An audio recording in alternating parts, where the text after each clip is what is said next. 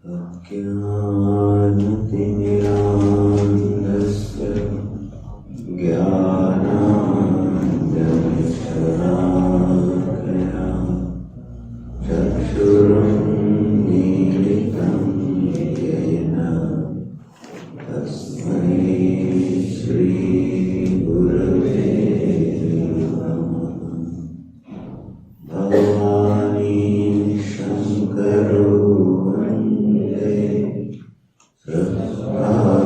विश्वासरूपिणो याभ्यां विना न पश्यन्ति सिद्धाः स्वान्तस्तमीश्वरम् वन्दे बोधमयं नित्यं गुरुं शङ्कररूपिणं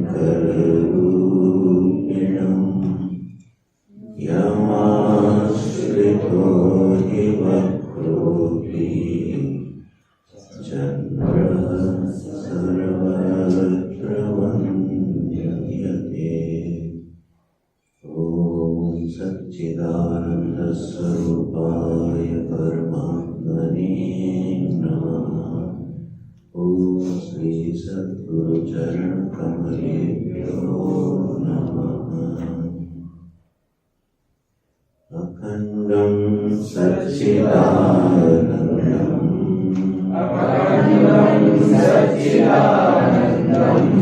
भवां मनसगोचरम् आत्मानमखिलाधारम्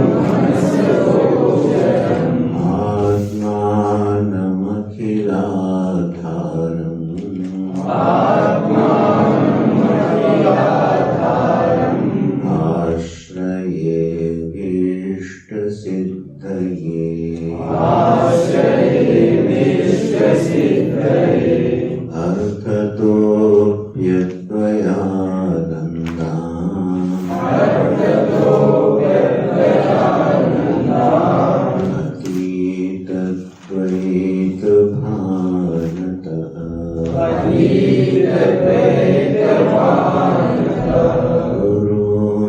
गुरुनाराध्य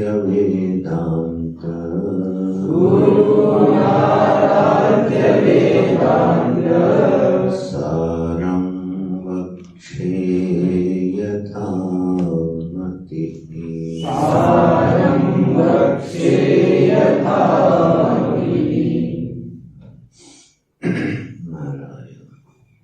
यथा वनस्य यष्टभिप्रायेण वृक्षानित्यनेकत्वव्यपदेशो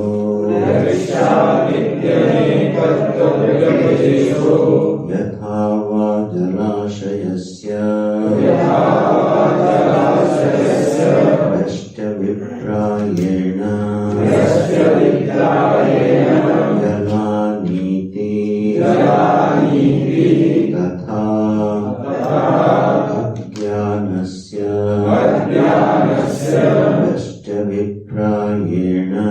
यष्टभिप्रायेण तदनेकत्वव्यपदेश इन्द्रो मायाभिः पुरुरूपहीयत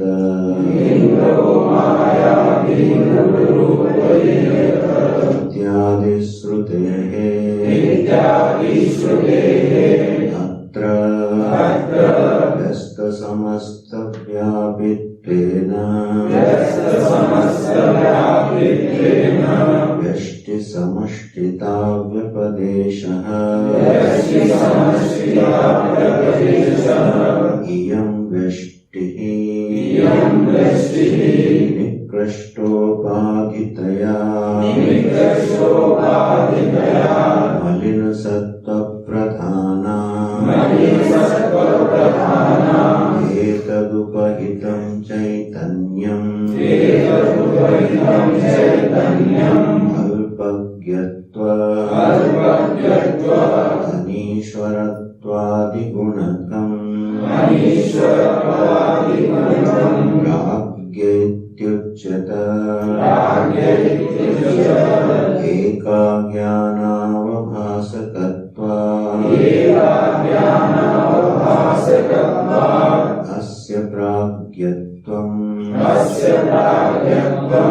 अस्पष्टोपाधितया अनतिप्रकाशकत्वात् अस्यापि इयम् अहङ्कारादिकारणत्वात्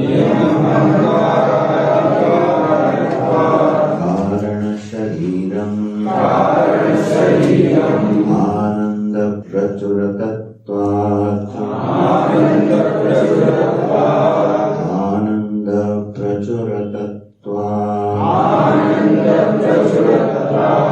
कोशवत् आच्छादकत्वाच्च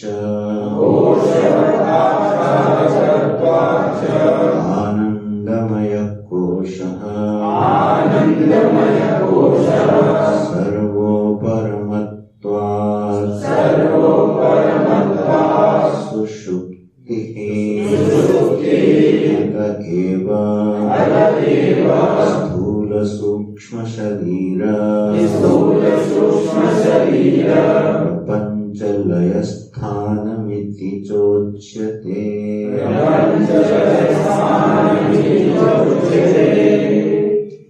यकार बढ़ा लेना, लस्थानम लिखा है, लय स्थानम होना चाहिए। तो हम लोग जिस विषय पर चर्चा कर रहे हैं वह विषय है अज्ञान। एक ब्रह्म वस्तु है, एक अज्ञान है, एक ईश्वर है। यह तीन शब्द आए हैं, पद आए हैं, इन्हीं के अर्थों पर विचार हो रहा है। वैदिक मत में, सनातन वैदिक मत में जो ईश्वर का स्वरूप क्या है, ब्रह्म वस्तु क्या है, अज्ञान का स्वरूप क्या है और इनका आपस में संबंध क्या है और संबंधित होने पर कौन किस प्रभाव को व्यक्त करता है, अभिव्यक्त करता है, ऐसे इस पूरे विषय को समझना है पंक्तियों के साथ साथ। तो ब्रह्म वस्तु जो है वह है सत, चित, आनंद, अनंत, अद्वय। यह ब्रह्म वस्तु का परिचय कराया आचार्य ने। तो जब ब्रह्म पद आए, ब्रह्म शब्द आए, तो किस अर्थ का बोध होना चाहिए कि एक वस्तु जो सच्चिदानंद, अनंत और अद्वय है, ऐसी देश काल से अतीत एक वस्तु है जो श्रुति प्रमाण से सिद्ध है, अनुरूप युक्तियों से सिद्ध है और अनुभव से सिद्ध है। ब्रह्मनिष्ठ के अनुभव से वह सिद्ध है। ऐसी ही ब्रह्म वस्तु है। दूसरा पद आया ईश्वर। ईश्वर का लक्षण करते हुए पहले उन्होंने अज्ञान का लक्षण किया कि अज्ञान क्या है। तो इसी ब्रह्म वस्तु की, जिसको यहाँ एक पद चैतन्य से लिया जा रहा है, परिच्छेद में अब उसी ब्रह्म वस्तु के लिए चैतन्य शब्द का प्रयोग किया गया है। तो वह ब्रह्म वस्तु या चैतन्य वस्तु जो है वह अनिर्वचनीय, त्रिगुणात्मक, ज्ञान विरोधी, भाव रूप अज्ञान से संश्लिष्ट है, संयुक्त है, संबंधित है। तो दूसरा लक्षण हो गया अज्ञान का। यह अनंत चैतन्य वस्तु अज्ञान से संश्लिष्ट है, संयुक्त है। किस तरह से है, यह आगे विषय आएगा। ब्रह्म का अज्ञान के साथ कैसे संबंध है। तो अज्ञान नाम की एक भाव रूप वस्तु है। ये लक्षण कर दिया गया, जिसका अनुभव सत्वगुण, रजोगुण और तमोगुण के रूप में हम सभी को होता है। यह त्रिगुणात्मक जो प्रकृति है, इसके फिर आचार्य ने दो विभाग किए, एक व्यष्टि और एक समष्टि। वन और वृक्ष का दृष्टांत और जलाशय का और जल का दृष्टांत लिया गया कि जैसे वन और वृक्षों के समूह को वन कहते हैं, तो वन का प्रभाव अलग होता है और वृक्ष का प्रभाव अलग होता है। जल बिंदु का प्रभाव अलग होता है और जलाशय का प्रभाव अलग होता है। यद्यपि वह जल बिंदुओं का समूह ही है, वह वृक्ष का समूह ही है। उसके सामने हम इसको ग्रहण करना कि यही अज्ञान जब विशुद्ध सत्व के साथ चैतन्य के से संबंधित होता है, तो उसी चैतन्य की एक संज्ञा पड़ जाती है जिसका नाम है ईश्वर। तो ईश्वर कौन हुआ? बोले जब वह चित वस्तु, चैतन्य वस्तु विशुद्ध सत्व प्रधान अज्ञान से संबंधित होती। ये मत भूलना, विशुद्ध सत्व होने पर भी वो लक्षण किसका है? अज्ञान का ही है। तो विशुद्ध सत्व प्रधान जो उसकी अवस्था है एक त्रिगुणों की, उसके साथ जब चित वस्तु अभिव्यक्त हुई, संबंधित हुई, तो उसका नाम ईश्वर पड़ गया। ये इसकी उपाधि है और चैतन्य उपहित है। अब जरा फिर से दृष्टांत याद कर लेना। देवदत्त विद्वान व्यक्ति है, ठीक?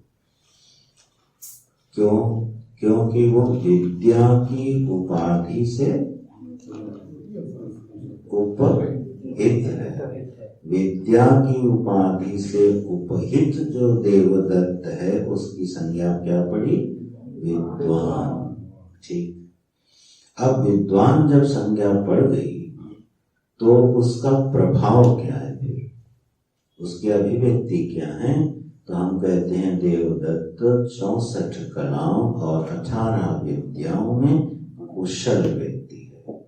वह नाट्य शास्त्र, वास्तु शास्त्र, शिल्प शास्त्र, ज्योतिष, शिक्षा, व्याकरण आदि समस्त विषयों का, सकल वेदार्थ का जो ज्ञाता है, उसका नाम है देवदत्त। अब यहाँ हुआ क्या? देवदत्त है उपहित, किस उपाधि से जुड़ा? विद्या की उपाधि से जुड़ा, और विद्या की उपाधि से जुड़ने के कारण उसका नाम पड़ा विद्वान। अब विद्वान हो के उसमें क्या गुण प्रकट हुए, क्या प्रभाव प्रकट हुआ? तो शब्द वेदार्थ का कुशल ज्ञाता सिद्ध हुआ। इसी तरह से ईश्वर कौन है? यह चैतन्य वस्तु जब विशुद्ध सत्व प्रधान त्रिगुणात्मक प्रकृति से संबंधित हुई, तो उसी चैतन्य वस्तु का नाम क्या पड़ गया? ईश्वर पड़ गया। ठीक। तो ईश्वर संज्ञा हो गई किसकी? चैतन्य वस्तु की। उपहित कौन है यहाँ? गुड। चैतन्य वस्तु उपहित है और उसकी उपाधि क्या है? शुद्ध सत्व प्रधान। ईश्वर संज्ञा है किसकी? चैतन्य की। ठीक है। ब्रह्म की एक संज्ञा है ईश्वर। जैसे एक व्यक्ति की कितनी संज्ञाएं हो जाती है? जब वो पुत्र के साथ संबंधित होता है तो उसकी संज्ञा पिता हो गई, मित्र के साथ संबंधित हुआ तो उसकी संज्ञा मित्र हो गई, अपने कर्म के साथ संबंधित हुआ तो डॉक्टर, इंजीनियर संज्ञा हो गई। ऐसे व्यक्ति की संज्ञाएं बदल रही हैं जैसे जैसे उसकी उपाधि बदल रही है, उसकी संज्ञा बदल रही है। तो यह चैतन्य ब्रह्म वस्तु की एक संज्ञा पड़ी ईश्वर। इस पर हम लोगों ने कल विस्तार से चर्चा करी थी। यही ईश्वर हमारा उपास्य है, यही ईश्वर हमारी प्रार्थनाओं को सुनता है, यही ईश्वर सबके अज्ञान को जानता है, यही ईश्वर सबके हृदय में अंतर्यामी बन के बैठा है और इसी ईश्वर में सारा प्रपंच लीन हो जाता है। ये गुण प्रकट हो गए, ये प्रभाव प्रकट हो गया ईश्वर का, जिसकी हम उपासना विभिन्न नाम रूपों में करते हैं। ठीक, यहाँ तक स्पष्ट हो गया। अव्यक्त होने के कारण आगे देखो, जगत कारण ईश्वर। ये ईश्वर क्या हो गया? जगत का कारण हो गया। सबको जानने के कारण ये सर्वज्ञ हो गया। ठीक है, आनंद की इसमें प्रचुरता है, इसलिए आनंद में कोश हो गया। कोश क्यों हो, हम आगे जब विषय आएगा तब बताएंगे।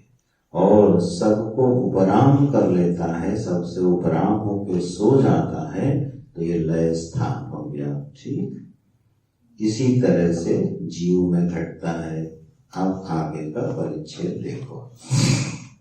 यथा वनस्य व्यष्टि अभिप्रायेण वृक्षाः, जैसे वन है ये व्यष्टि के अभिप्राय से वृक्ष है, और इति अनेकत्व व्यपदेश, इसमें अनेकत्व का कथन हो गया। ठीक है, व्यष्टि के अभिप्राय से क्या हो गया? ये अनेक हो गया। फिर दूसरा दृष्टांत, यथा वा जलाशयस्य व्यष्टि अभिप्रायेण जलानि इति, जलानि इति। इसी तरह से जल बिंदुओं के अभिप्राय से जल अनेक हो गया, और जलाशय कहने से एक हो गया। जल बिंदु पर दृष्टि जाएगी तो अनेक, अगणित जल बिंदु हो गए, और वृक्षों पर दृष्टि जाएगी तो अगणित हो गए। और जब हम उसको कहेंगे वन तो संज्ञा एक हो गई, जब हम कहेंगे जलाशय तो वो एक हो गया। बोले ठीक, बोले तथा उसी प्रकार से अज्ञानस्य, यह जो अज्ञान है, अब जैसे ही शब्द आए अज्ञान, तुरंत एक शब्द का पद का अर्थ स्फुरित होना चाहिए, कम से कम त्रिगुणात्मक, क्योंकि यह अनुभूत है। ठीक है, इसको रटना नहीं पड़ेगा। त्रिगुणात्मक जो है ये अनुभूत है, जीवन का अनुभव है कि सत्वगुण, रजोगुण और तमोगुण सभी के जीवन में आते हैं, उसके प्रभाव को हम जानते हैं। तो अज्ञान शब्द आते ही अर्थ स्फुरित हो जाना चाहिए। तथा अज्ञानस्य क्या हुआ? व्यष्टि अभिप्रायेण तद अनेकत्व व्यपदेश। इसी अज्ञान को जब अलग अलग एक एक जीव में देखा गया तो ये अगणित हो गए। ठीक है, और जब एक जगह समष्टि में देखा गया तो इसकी अज्ञान क्या हो गया? एक हो गया। यही अज्ञान एक हो गया और अनेक हो गया। जैसे जल बिंदु अनेक हो गए और जलाशय एक हो गया। ये दृष्टांत क्यों लिया? धीरे धीरे इसका महत्व समझ में आएगा। क्योंकि जल बिंदु में और जलाशय में कोई मौलिक अंतर होता नहीं है। ठीक है, ये सिद्धांत आगे स्पष्ट होगा। ये जो अनेकता है, अब अज्ञान की अनेकता है, इसका तात्पर्य क्या है, इसका अर्थ क्या है? देखो, वह परमात्मा, वह अद्वय ब्रह्म वस्तु ईश्वर होते हुए जब इस जगत की उत्पत्ति का कारण बनी, तो यह सारा जगत सूक्ष्म और स्थूल होते हुए अभिव्यक्त हो गया। ठीक, ये जगत क्या हुआ? अभिव्यक्त हो गया। किससे? ईश्वर से। वो जगत का कारण बन गया। तो जब विशुद्ध सत्व प्रधान हुआ चेतन, तो जगत का कारण बना, ईश्वर कहलाया। उसी ईश्वर से यह संपूर्ण प्रपंच उत्पन्न हो गया। अब उसमें हम लोग भी हैं कि नहीं? नहीं है? हम सोचते शायद नहीं, अगर कोई दूर से देख रहा हो भाई। अब इसमें एक सिद्धांत पर जरा ध्यान देना। जो सृष्टि लीन थी, जैसे गहरी नींद में हमारा सारा संसार हमारे लिए लीन हो जाता है और जब उठते हैं तो प्रकट हो जाता है। ठीक, ईश्वर में क्या सोया हुआ है? बोले ये अनंत कोटि ब्रह्मांडों सहित सारी सृष्टि सोई हुई है, लीन हो गई, बीजात्मक हो गई। यह जो सृष्टि उसमें सोई है वो सारे के सारे जीव हैं। ठीक, सारे जीव महाप्रलय में कहाँ जाके सो जाते हैं? ईश्वर में लीन हो जाते हैं। और महाप्रलय के बाद ये सारे जीव प्रकट होते हैं। तो ये पूरी सारी सृष्टि क्या है? जीवात्मक है। फिर से ध्यान देना इस शब्द पर। यह सारी सृष्टि क्या है? जीवात्मक है। जीवात्मक होने से जैसे हम जीव है मानो, उसी तरह से यह मेज भी क्या है? जीव है। वृक्ष क्या है? जीव है। पत्थर क्या है? अणु परमाणु क्या है? पहले यही भेद मिटाने की कोशिश करो कि हम चेतन और हिमालय जड़। ठीक, हम चेतन और गंगा जी जड़। ये भेद पहले मिटाना होगा कि हम चेतन और पृथ्वी जड़। असल में ऐसा पंचभूत की बनी हुई कोई भी आकृति क्या है? जीव है। ठीक है, ये 84 लाख में इनकी गणना है। तो यह अनंत कोटि ब्रह्मांड जो प्रकट हुआ, यह ईश्वर में यथावत बीजात्मक रूप से लीन हो जाता है। उत्पत्ति काल में प्रकट होके अब अनेक हो गया। ठीक, एक ब्रह्म वस्तु क्या हो गई? अनेक हो गई ईश्वर होते हुए। जब अनेक हो गई तो वही अज्ञान अब सभी में क्या हो गया? अलग अलग अलग अलग प्रकट हो रहा है। हर जीव में उसका अज्ञान क्या है? अलग ढंग से प्रकट हो रहा है। इसलिए यहाँ अज्ञान में तारतम्य है। ठीक, जैसे नीलेश मान लो महाअज्ञानी हो और विशाल उससे कम। पलट लो, विशाल महाअज्ञानी हो नीलेश कम।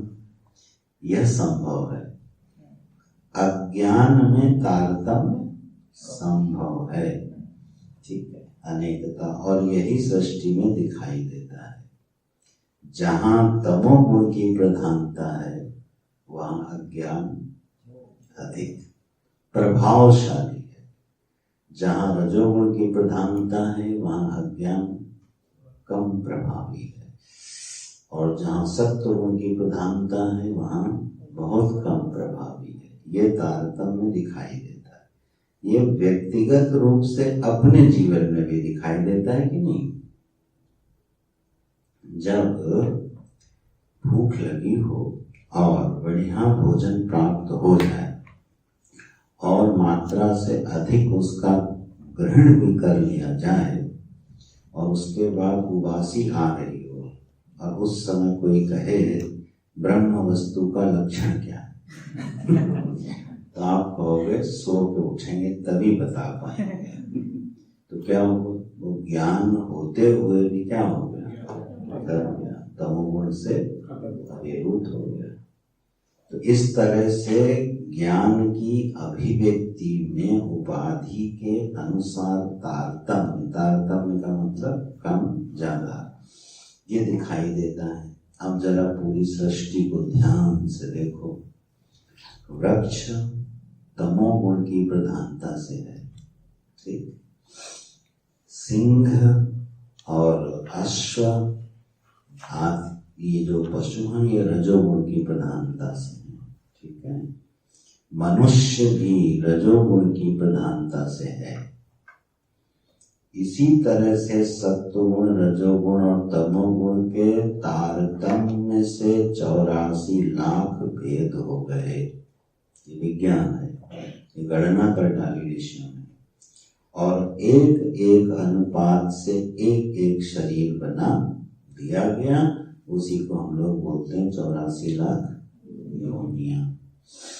ये जो त्रिगुणात्मक संगठन है सत्वगुण, रजोगुण और तमोगुण का, ऋषियों ने कहा ये 84 लाख प्रकार से अपने को अभिव्यक्त करता है।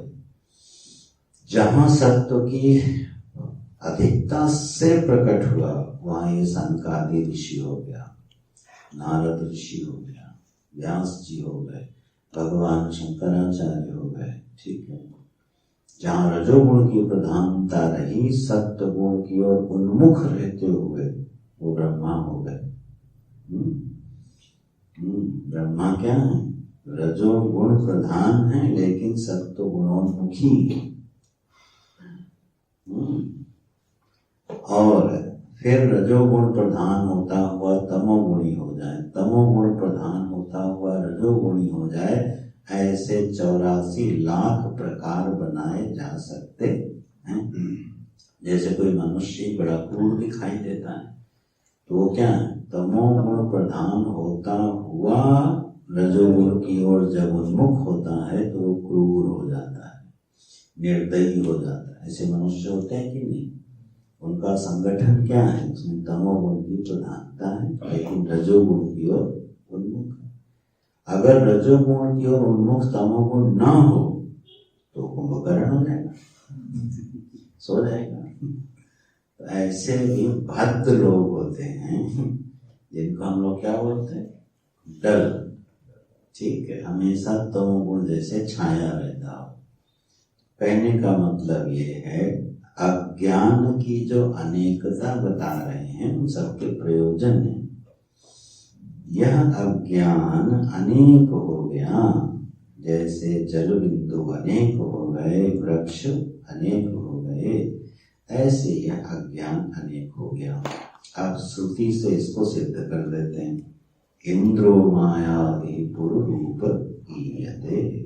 यह इंद्र जो है, इंद्र माने परमात्मा, इंद्र से इंद्र बनता है। इंद्र अपनी माया के द्वारा क्या हो गया? अन्य रूप में, अनेक रूप में जाना जाने लगा, दिखने लगा।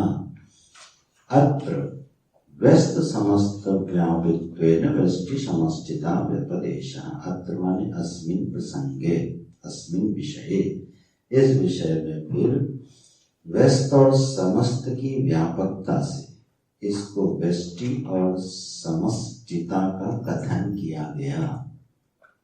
माने अज्ञान जब व्यष्टि में व्यापक हुआ तो व्यष्टिता, और जब समष्टि में व्यापक हुआ तो समष्टिता। समष्टिता माने यह अज्ञान समष्टि में गया हुआ है, व्यष्टिता माने यह ज्ञान व्यष्टि में। अब व्यष्टि समष्टि तो शब्द स्पष्ट हो गया ना। व्यष्टि माने हम और समष्टि माने ईश्वर, बस सीधा सीधा अर्थ ले लो। व्यष्टि माने व्यक्ति, हम जीव, और समष्टि माने ईश्वर। ऐसा कथन कहा गया। तो अब पूर्व परिच्छेद में जब चैतन्य विशुद्ध सत्व की प्रधानता से उपहित हुआ तो उसकी ईश्वर संज्ञा पड़ी और उसके इतने गुण बता दिए आचार्य ने। व्यष्टि में देखो क्या हो रहा है, वो ईश्वर की कहानी थी, ये हम लोगों की कहानी बता रहे। इयम व्यष्टि, देखो यहाँ शब्द क्या दे रहे? इयम। इयम किसके लिए बोला जाता है? प्रत्यक्ष के लिए, साक्षात परोक्ष के लिए। यह माने व्यक्ति, यह जीव। इयम व्यष्टि निकृष्ट उपाधितया मलिन सत्व प्रधान। बोले निकृष्ट उपाधि से जुड़ गया और इसका मलिन सत्व प्रधान हो गया। सत्व इसका क्या हो गया? मलिन हो गया। जैसे दर्पण में खूब सारी धूल पड़ जाए तो फिर उसमें चेहरा दिखाई नहीं देता है, तो उसको क्या बोलेंगे? मलिन दर्पण। उसी तरह से यह मलिन सत्व प्रधान हो गया जब अहंकार माने अज्ञान और निकृष्ट हो गई उपाधि। एतद उपहितम चैतन्यम, इससे जब चैतन्य उपहित हुआ तो उसकी संज्ञा क्या पड़ी? अभी यहाँ उल्लेख नहीं किया लेकिन बना लो, उसकी संज्ञा क्या पड़ी? जीव। उसको यहाँ प्राज्ञ कहा गया है। वैसे प्राज्ञ शब्द का अर्थ क्या होता है? प्रकर्षेण अज्ञा, यही अर्थ यहाँ लेना है। इसके दोनों अर्थ होते हैं, ठीक है। जो अच्छी तरह से मूर्ख है उसका नाम क्या है? प्राज्ञ। इसलिए किसी को संबोधन मत देना, हे प्राज्ञ। और जब दोगे तो उसका अर्थ क्या हो जाएगा? प्रकर्षेण जानाति इति प्रज्ञा तस्य भावः प्राज्ञ। यह शब्द दो अर्थी है, माने मूर्ख को भी प्राज्ञ कह रहे हैं और बोले अजीब भाषा है, मूर्ख के लिए भी वही शब्द और विद्वान के लिए भी। इसमें भी एक रहस्य है। ब्रह्मनिष्ठ की दृष्टि में मूर्ख और विद्वान दोनों बराबर होते हैं। उसके लिए न कोई मूर्ख है न कोई विद्वान है। वो समदृष्टि से सबको देखता है, आत्म रूप से देखता है। तो बड़ा ये श्रुति का शब्द है। तो प्राज्ञ कहा गया उसको। अच्छा भाई, जीव कह लो समझने के लिए। यही चैतन्य, चैतन्य माने ब्रह्म वस्तु, ब्रह्म वस्तु को चैतन्य वस्तु कहा जा रहा है। जहाँ चैतन्य शब्द यहाँ इस प्रसंग में आएगा उसका अर्थ क्या होगा? ब्रह्म। बस तुरंत सच्चिदानंद अनंत अद्वयम ब्रह्म। यही ब्रह्म वस्तु जब मलिन सत्व प्रधान उपाधि से उपहित हो गई। अब ये वाक्य तो अर्थ दे रहा होगा। मलिन सत्व प्रधान की उपाधि से उपहित चैतन्य, उसकी संज्ञा क्या बड़ी? जीव या प्राज्ञ। तुरंत देवदत्त वाला दृष्टांत ले आना। विद्या की उपाधि से उपहित देवदत्त की संज्ञा पड़ी विद्वान। ठीक, उसी तरह से चैतन्य की मलिन सत्व की उपाधि से उपहित होकर के संज्ञा पड़ गई प्राज्ञ या जीव पड़ गई। बोले बहुत अच्छा। बोले इनमें कौन से गुण प्रकट हुए? बोले बड़े बढ़िया बढ़िया गुण प्रकट हुए इसमें। बोले ये अल्पज्ञ हो गए। ईश्वर क्या थे? सर्वज्ञ। ये क्या हो गए भाई साहब? अल्पज्ञ हो गए। क्यों? ये किससे जुड़ गए? मलिन सत्व से जुड़े तो अल्पज्ञ हो गए। अच्छा, वो थे ईश्वर सबके शासक थे, शासक हैं, और ये क्या हो गए? अनीश्वरत्व, दीनहीन होके मारे मारे घूम रहे। अब बताओ, जीव में दीनता होती है कि नहीं? ईश्वर में दीनता है क्या? नहीं। लेकिन जीव में अनीश्वरत्व है, जीव दीनता है। जीव बेचारा दीन हो जाता है। ठीक है, क्यों दीन हो जाता है? बहुत सारी वासनाएं, कामनाएं हैं, पूरी होने के आसार दिखाई नहीं दे रहे हैं। ठीक है, तो बेचारा दीनहीन होके घूमता रहता है। ईश्वर को कभी ऐसे देखा? बोले हाँ, राम जी घूम तो रहे थे। बोले राम जी लीला कर रहे थे। बोले हम भी लीला कर रहे हैं। हाँ, ये सही। अगर चैतन्य को समझ लिया जाए तो फिर हमारी भी वो क्या हो जाएगी? अस्तु, मलिन सत्व के साथ जब जुड़ा चैतन्य तो बन गया हम तुम, प्राज्ञ बन गया। अब ये अल्पज्ञ हो गया, बहुत कम जानता है। माने कह तो कुछ जानता ही नहीं है। बताओ, हमारा ज्ञान इस समष्टि के संदर्भ में कितना है? अरे समष्टि के संदर्भ में तो छोड़ो, वेद वेदांग के संदर्भ में ही कितना है। वेद वेदांग छोड़ो, कलाओं के संबंध में कितना है। अच्छा कलाएं छोड़ो, एक कला के संबंध में कितना है। पता चला शून्य बटा सन्नाटा, ना के बराबर। हम कुछ भी जानते नहीं, किसी भी विद्या के बारे में पूर्णता से, किसी कला के बारे में पूर्णता से, अपने बारे में, ईश्वर के बारे में, जगत के बारे में हमारा ज्ञान बहुत सीमित है। और अगर कुछ ठीक ठाक है भी तो भी संशयग्रस्त है। और साइंस एक ऐसी चीज है, कभी मदद भी करती है और कभी भ्रमित भी कर देती है। ठीक है, जैसे हमारा ज्ञान है कि पृथ्वी स्थिर है, साइंस ने कहा स्थिर नहीं, विज्ञान ने तो बताया स्थिर। हालांकि ऋषि पहले ही बता गए, चलो भाई विज्ञान ने टेलीस्कोप से दिखा दिया, घूम रही है, लोग यहाँ खंडित होंगे। जिस ज्ञान के सहारे हम जीते हैं, अगर उसी का परीक्षण करने चलो तो हर ज्ञान संशय युक्त है। यहाँ चाहे जो सा ज्ञान ले लो और उसका परीक्षण करने निकल जाओ।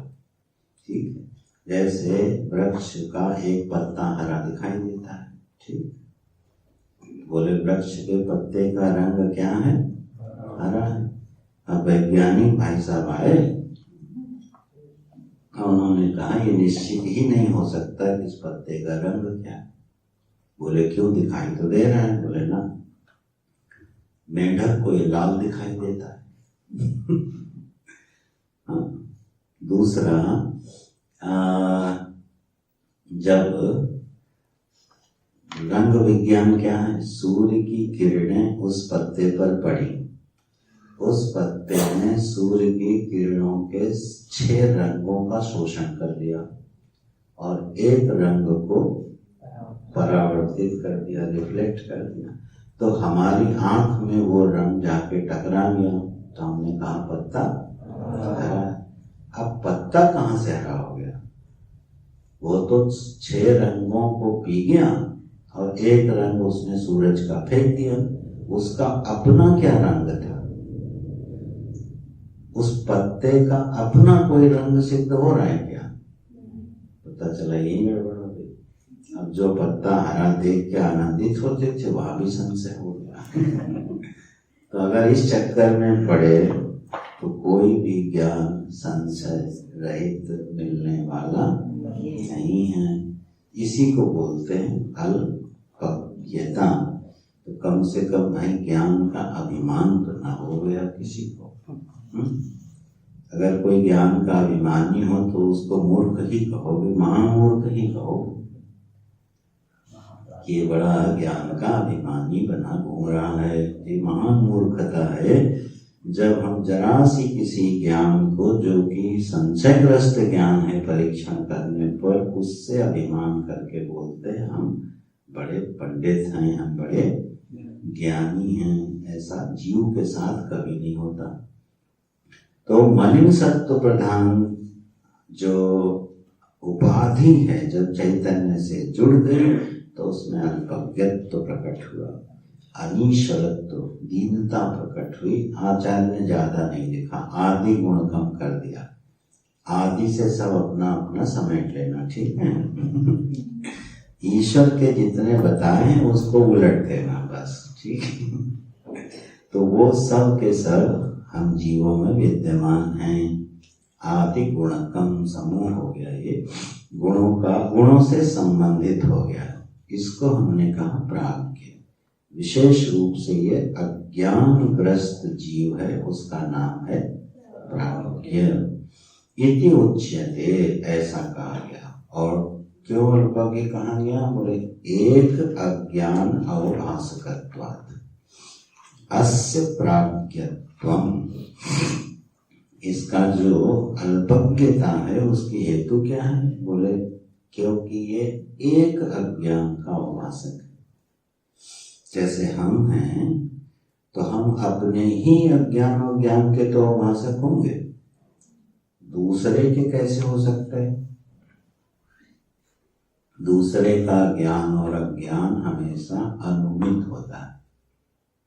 अनुमिति, अनुमिति माने अनुमान प्रमाण से जाना जाता है। कोई व्यक्ति ज्ञानी है या कोई व्यक्ति अज्ञानी है, ये कैसे जाना जाता है? अनुमान से। अब बताओ, कालिदास जैसे महामूर्ख को राजा ने विद्वान मान लिया कि नहीं? ठीक है ना? उसने क्या कहा था? ऐसे इशारा किया, बोले मौन रहते हैं ना। जब दरबार में लाए गए, कालिदास क्या कर रहे थे? जिस शाखा पर चढ़े थे उसी को काट रहे थे। तो बोले इससे बड़ा मूर्ख तो कोई नहीं हो सकता। तो उसको राजा के दरबार में ले आए और बोल दिए तुम चुप रहना। तो राजा ने क्या कहा? ऐसे कुछ कहा, ऐसे कहा ब्रह्म एक है कि दो है। कालिदास ने कहा ये हमको बोल रहा मारेंगे, तो उसने कहा मुक्का मारूंगा। तो बोले अच्छा है, इसको ज्ञान है। उसने अर्थ निकाल लिया। ऐसे उष्ट्र, उष्ट्र एक शब्द उसमें है, पंचतंत्र में पढ़ना कहा है। अस्तु, कहने का मतलब यह है कि कोई व्यक्ति अज्ञानी है या ज्ञानी है, इसका केवल अनुमान होता है। लेकिन अपने ज्ञान और अज्ञान का क्या होता है? साक्षात अपरोक्ष होता है। अभासकत्वात्। मैं कितने गहरे पानी में हूँ ये कौन जानता है? हम खुद ही जानते हैं। इसलिए हमारा ज्ञान कितना है, अज्ञान कितना है, ये एक अज्ञान का ही अवभासक होने से अस्य प्राज्ञत्वम्, इसकी जो अज्ञता है इस बात से सिद्ध हो रही है। ये हेतु है। ठीक है? अगर सबके मनों को जान ले, सभी जीवों के अज्ञान को जान ले, तो क्या हो जाएगा? सर्वज्ञ ईश्वर हो जाएगा। गुड। तो वह ईश्वर में होता है और यह जीव में होता है। तो प्राज्ञत्व का हेतु बता दिया, एक अज्ञान अभासकत्वात्। ये भाषा भी थोड़ी थोड़ी सीखते चलो। अस्य प्राज्ञत्वम्, अच्छा, और स्पष्ट कर रहे हैं, अस्पष्ट उपाधितया अनति प्रकाशकत्वात्। हम क्यों अल्पज्ञ हैं? क्योंकि हमारी जो उपाधि जिससे हमने संबंध जोड़ा है वो खुद ही अस्पष्ट है, मलिन है।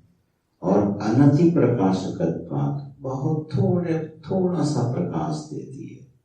इतना कम सत्व गुण है उसमें कि बहुत थोड़े से विषयों का प्रकाश कर पाती है। इसीलिए हमें अल्पज्ञत्व सिद्ध होता है। इससे दूसरा एक भाव भी निकाल लेना, मनोपासना। सर्वज्ञ तो नहीं, लेकिन अगर आत्मज्ञ और बहुज्ञ होना हो, जैसे आचार्य होकर बहुज्ञ होना हो, आत्मज्ञ होकर ब्रह्मनिष्ठ होना हो, तो साधन क्या बनेगा? देखो, अल्पज्ञत्व का साधन क्या है? मलिन सत्व। तो बहुज्ञता का साधन क्या हो जाएगा? शुद्ध सत्व। सीधा तो है। माने जब जीवन में सत्व गुण बढ़ेगा तो क्या नष्ट होगी? अज्ञान नष्ट होगा, अल्पज्ञता नष्ट होगी, बहुज्ञता आएगी, सर्वज्ञता नहीं आती। सर्वज्ञ केवल ईश्वर होता है। तो बहुज्ञता आती है, जीवन में ज्ञान बढ़ता है, प्रकाश बढ़ता है, रोशनी बढ़ती है, चिंतन बढ़ता है, और इसी के बल पर कोई आत्मज्ञ हो जाता है। और आत्मज्ञ होकर वो ईश्वर का भी आत्मा हो जाता है। यह सुविधा उपलब्ध है हम मनुष्यों को। तो यह सिद्धांत यहाँ से प्रकट हो रहा है। हमारी अल्पज्ञता का जो हेतु है, प्राज्ञत्व का जो हेतु है, वो है मलिन शब्द की प्रधानता। ठीक, यहाँ तक स्पष्ट हो गया। आगे, अस्यापि, अस्य माने अस्य प्राज्ञस्य, अस्य जीवस्य, अस्य प्राज्ञस्य अपि इयं अहंकारादि कारणत्वात्। इस प्राज्ञ का भी अहंकारादि का कारण होने से कारण शरीरम। अब जरा पीछे से मिलाना। ईश्वर को क्या कहा गया था? कारण शरीर। क्यों कारण शरीर कहा गया? क्योंकि ये सारे स्थूल और सूक्ष्म प्रपंच का कारण होता है। ठीक है, कारण होने से उसको बोला गया कारण शरीर। जैसे वट के वृक्ष का जो बीज है, वट का जो बीज है, वह बीज विशाल वृक्ष का कारण है कि नहीं? ठीक है, वो विशाल वृक्ष का एक कारण है। वैसे तो उसमें भी वाक्य गलत ही है, पर चलो अभी के लिए इतना ठीक है कि वो वट का जो बीज है वो वृक्ष का कारण है। तो वो वृक्ष उस बीज में कहाँ छिपा हुआ था? अव्यक्त रूप से छिपा हुआ है। अब देखो भगवान की कितनी चित्र विचित्र सृष्टि है।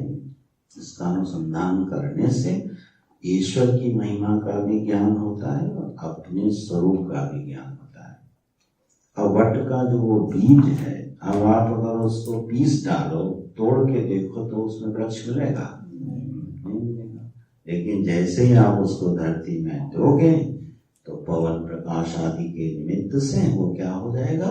विशाल वट वृक्ष बन जाएगा। तो उस वट वृक्ष का कारण क्या है? वो छोटा सा बीज, वो उसमें छिपा हुआ है। ठीक, ऐसे ही यह ईश्वर में सारी सृष्टि छिपी हुई। हम अनंत जीव महाप्रलय में कहाँ चले जाते हैं?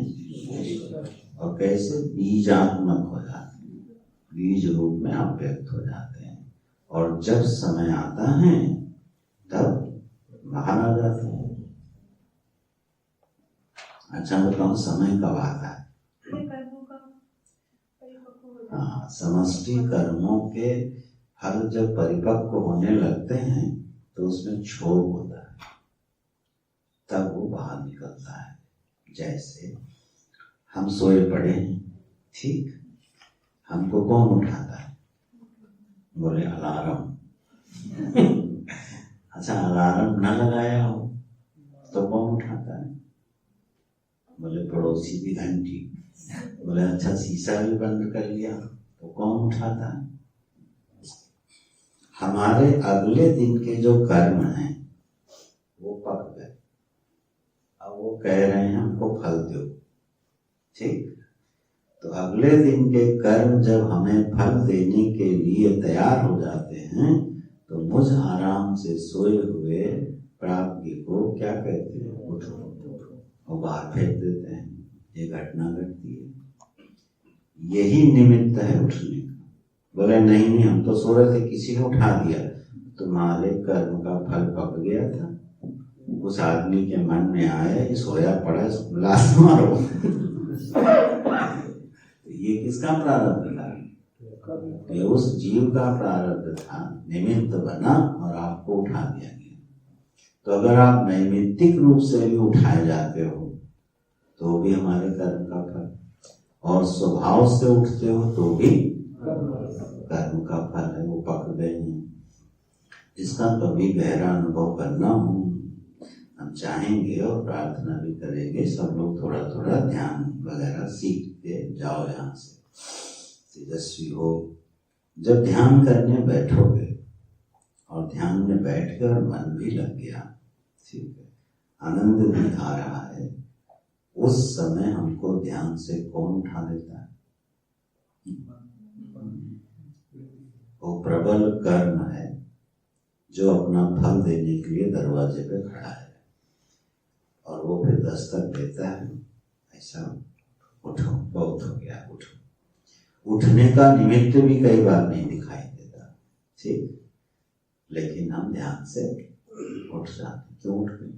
बोले अब बैठा नहीं गया। क्यों नहीं बैठा? क्योंकि कर्म जो है पक गए। अच्छा, और इसी में सिद्धांत से सिद्धांत निकलते हैं। कोई कर्म अपना फल देने के लिए आया और आप ध्यानस्थ बैठे हो और इतने गहरे ध्यान में बैठ गए कि वो कर्म का फल आपको उठा नहीं पाया, और उसका समय क्या होगा? क्योंकि कर्म हमेशा अपने नियत समय पे फल देता। देखो कर्म का विधान कैसे पलटा। वह कर्म अपने नियत समय पर फल देने के लिए उपस्थित होगा। अगर वो समय निकल गया तो वो फिर कर्म का फल आपको उस समय नहीं मिलेगा, फिर वो साइकिल में कहीं चला जाएगा। ठीक है। मार्कंडेय मुनि भगवान शिव से लिपट कर इसी तरह अपने काल से बच गए कि नहीं बच गए, मृत्यु का अतिक्रमण कर गए। बताओ। तो ये सब विज्ञान इसी सिद्धांत एक से एक निकलते जाते हैं। तो कोई अतिशय ध्यानी व्यक्ति हो तो वो अपने कर्म के फल का अतिक्रमण करता चला जाता है, मानो ऐसे। तो हम लोग अभी चर्चा किस बात पे कर रहे हैं? कारण शरीर। कारण उसको कहेंगे जिसमें प्रपंच लय है और उससे प्रकट हो रहा है। तो ईश्वर जगत का कारण है। ठीक। और हम किसके कारण हैं? बोले अपनी स्वप्न अवस्था के और अपनी स्थूल अवस्था के, स्थूल शरीर के या जागृत अवस्था के। जागृत अवस्था और स्वप्न अवस्था के कारण कौन है? हम उनको लेके सो जाते हैं और फिर हम उनको लेके प्रकट हो जाते हैं। तो अपनी जागृत अवस्था और स्वप्न अवस्था के कारण होने से यह जीव क्या हो गया? कारण शरीरम। इसका संबंध कारण शरीर से हो गया। इसमें होता क्या? आनंद प्रचुरत्वात्।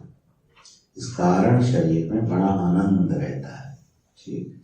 इसलिए गहरी नींद में सबको सुख मिलता है। लेकिन दुर्घटना एक और घट जाती है, आच्छादकत्वाच्च। ये आच्छादक हो जाता है।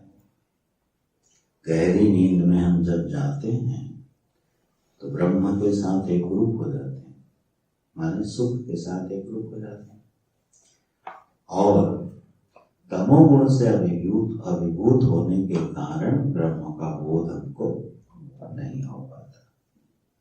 रोज ब्रह्म से हाय हेलो होती है डेली, लेकिन बीच में तमोगुण भरा रहता है जिससे परिचय नहीं हो पाता। इसलिए अगला शब्द आचार्य ने क्या दिया? आच्छादकत्वात्।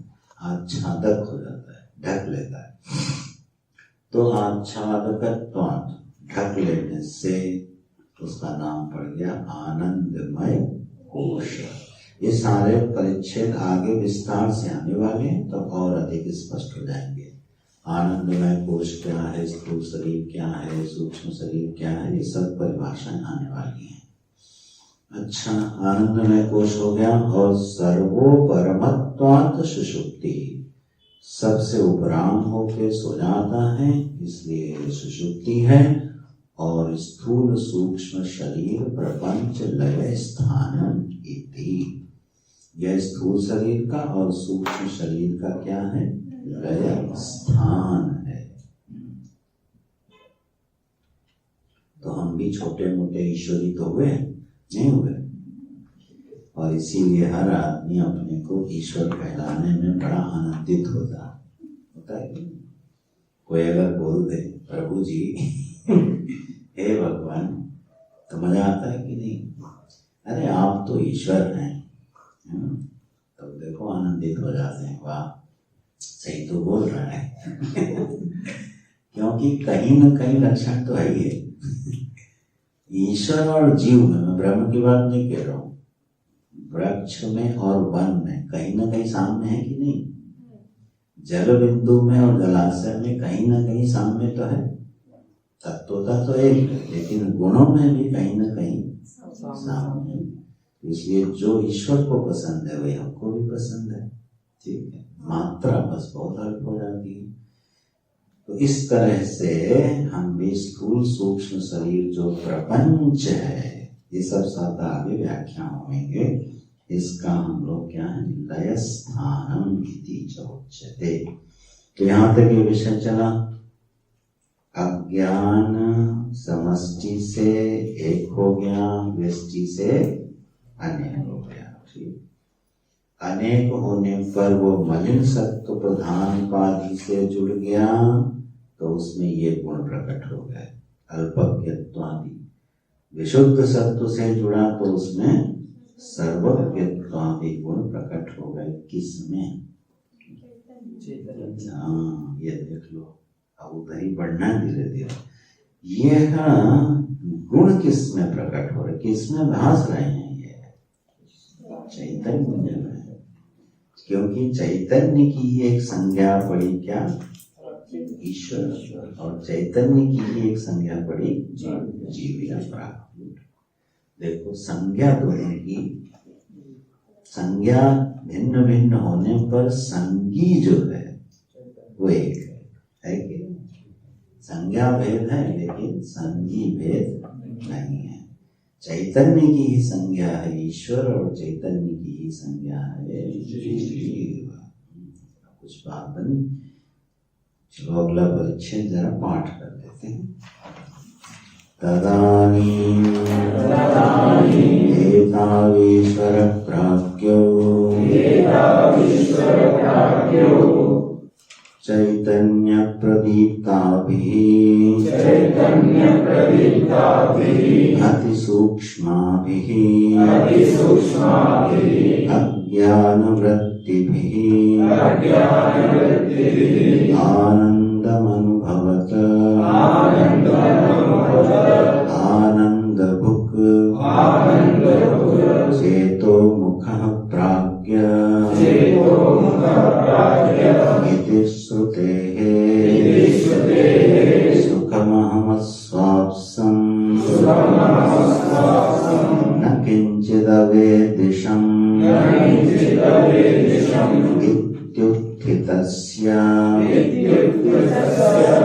परामर्शोपपत्तेश्च अनयोः समष्टिवृष्ट्योः वनवृक्षयोः इव जलाशयजलयोः इव मा भेदः एतदुपहितयोः ईश्वरप्राज्ञयोः अपि वनवृक्षावच्छिन्न आकाशयोः इव जलाशय जलगत प्रतिबिम्बाकाशयोः इव भेद एष सर्वेश्वर इत्यादि श्रुतेः। अनुवाद करके देख लेते हैं। इस परिच्छेद में क्या कह रहे हैं? फिर एतौ ईश्वर प्राज्ञो, यह जो ईश्वर है और प्राज्ञ है।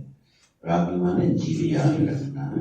यह जो ईश्वर है और प्राज्ञ, चैतन्य प्रदीप्ताभिः, दोनों किससे प्रकाशित हैं?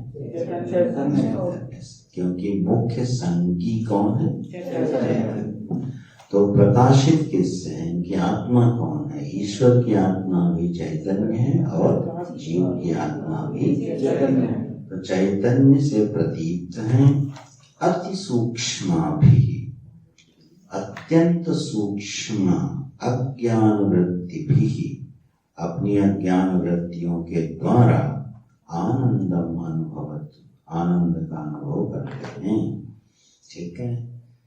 आनंद भुक्चेतो मुखः प्राज्ञः इति श्रुतेः। मांडुक्य की श्रुति ऐसा बोलती है, यह आनंद का भोक्ता है, चेतोमुखी है, ऐसा श्रुति कहती है। जीव का अनुभव बता रहे हैं। सुखम अहम अस्वाप्सम, मैं सुखपूर्वक सोया। न किंचित अवेदिशम, मैंने कुछ नहीं जाना। ठीक। अच्छा, तो उत्थितस्य, जब उठता है तब याद करता है, याद आता है उसको और ये समझ आती है। क्या प्राप्ति करता है? अपने परामर्श से, स्मृति से यह प्राप्त करता है, समझ बनाता है क्या? कि मैं सुख पूर्वक सोया और मैंने कुछ नहीं जाना। उठा हुआ व्यक्ति ये जब बोलता है कि मैं सुखपूर्वक सोया, ये किसके बल पे बोलता है? क्योंकि उसने आनंद का अनुभव किया था, ठीक, और फिर उसका संस्कार उसको पड़ा और फिर उसको याद है कि मैं सुखपूर्वक सोया था। अगर इतना याद ना होता तो बोलता कैसे? ठीक। गहरी नींद जीवन के बहुत बड़े बड़े रहस्यों को खोलती है, आगे देखते जाना। माने जब मैं गहरी नींद में सोया पड़ा था, तब भी कोई ऐसा था जो सोया नहीं था। उसी का नाम है चैतन्य, जो कभी सोता नहीं है। दृष्टा की दृष्टि का कभी लोप नहीं होता, ऐसा श्रुति बोलती है।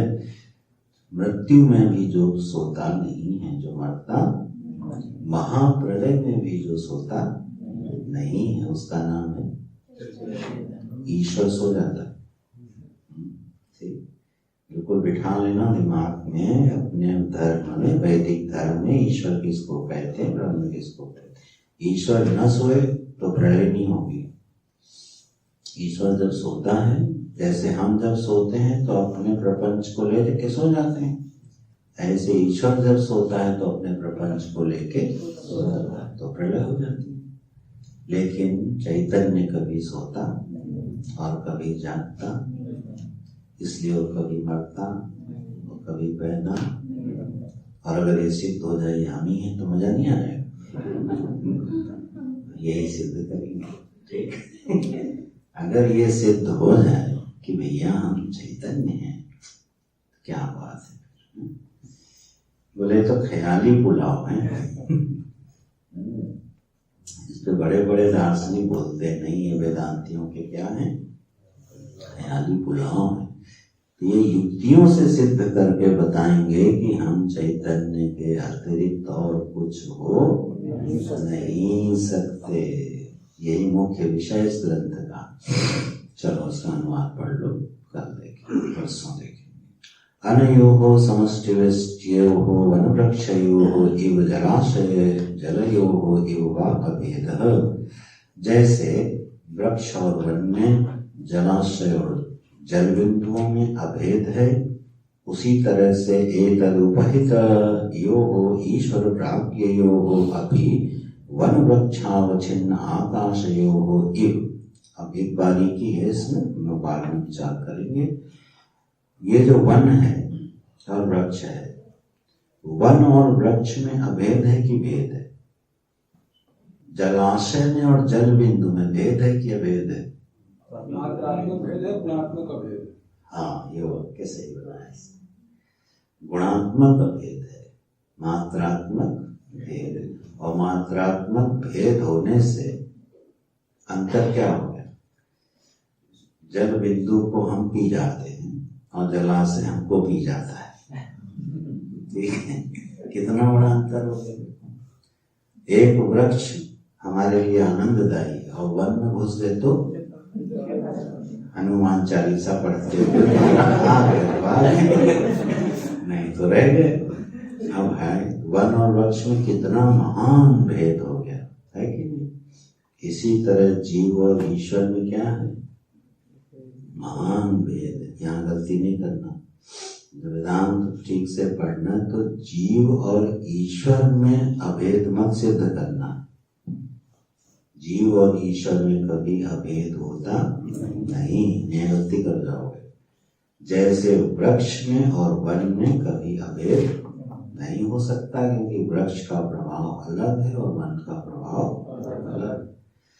देखो यहाँ कहाँ अभेद दिखा रहे हैं आप आचार्य। बोले वनाकाश, वना अवच्छिन्न आकाश और वृक्षा अवच्छिन्न आकाश में अभेद है, ठीक है। आगे बताएंगे। आकाश है, ये वन को भी घेर के रखा है उसने, वृक्ष को भी घेर के रखा है ना। तो वृक्ष के द्वारा घिरा हुआ आकाश और वन के द्वारा घिरा हुआ आकाश, इसमें भेद है कि अभेद है? इसमें कतई भेद नहीं हो सकता। वृक्ष ने एक आकाश को घेरा और वन ने एक आकाश को घेरा, इनमें कभी भेद नहीं है। आकाश एक है, तो अभेद कहाँ है? आकाश। लेकिन वन और वृक्ष में वैसे बहुत भेद है, इसलिए ये लाए दृष्टांत यहाँ पे। अब ध्यान देना, समष्टि व्यष्टि का मतलब अब समझ में आएगा। अगर व्यष्टि अलग और समष्टि अलग होती तो इनमें कभी अभेद नहीं हो सकता था। इसलिए व्यष्टि समष्टि, व्यष्टि का समष्टि में अंतर्भाव होता है, जीव का ईश्वर में अंतर्भाव होता है, इसीलिए वो शरण में रह सकता है। ये केवल किताबी बातें नहीं, इनके मतलब भी लिखा है। जीव ईश्वर की शरण में क्यों निश्चिंत रहता है? क्योंकि उसका उसी में अंतर्भाव है। अगर उससे कहीं दूसरी जगह अंतर्भाव हो तो फिर उसकी शरण नहीं ले सकते। इसलिए ईश्वर की शरण में जीव बड़ा निश्चिंत रहता है, क्योंकि वही शरण्य है, वही शरण ली जा सकती है। ठीक है, ऐसे सिद्धांत निकलेंगे। अस्तु, तो ये आकाश में भेद है। इसी तरह जलाशय जलगत प्रतिबिंबाकाशयो हो, आकाश का जो प्रतिबिंब पड़ रहा है जल बिंदुओं में और जलाशय में, उसमें कोई भेद नहीं है। वह अभेदम एष सर्वेश्वर इत्यादि श्रुते, हर बात को श्रुति से प्रमाणित करते हुए चलते हैं, यही वो सर्वेश्वर है। चलो इसका तात्पर्य हम लोग परसों देखेंगे। ओम पूर्णमदः पूर्णमिदं पूर्णात् पूर्णमुदच्यते पूर्णस्य